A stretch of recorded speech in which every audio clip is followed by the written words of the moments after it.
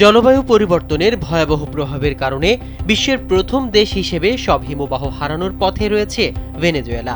দেশটির শেষ অবশিষ্ট হিমবাহ হামবোল্ট বা লা করোনাকে আর পূর্ণাঙ্গ হিমবাহ হিসেবে গণ্য করা যাচ্ছে না বলে জানিয়েছেন বিজ্ঞানীরা। এর মাধ্যমে ভেনেজুয়েলা হিমবাহশূন্য দেশের তালিকায় যুক্ত হওয়ার দ্বারপ্রান্তে পৌঁছেছে।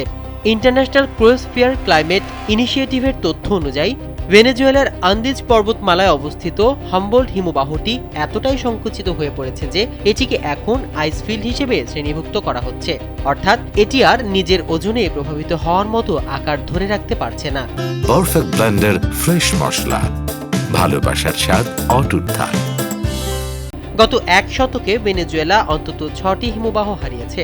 গবেষকদের মতে একসময় হামবোল্ট হিমবাহের আয়তন ছিল প্রায় 450 হেক্টর, যা বর্তমানে কমে 2 হেক্টরের নিচে নেমে এসেছে। বিবিসির তথ্য অনুযায়ী বিশেষজ্ঞরা বলছেন, বৈশ্বিক উষ্ণতা বৃদ্ধির ফলে তাপমাত্রা বাড়ছে এবং দ্রুত বরফ গলছে।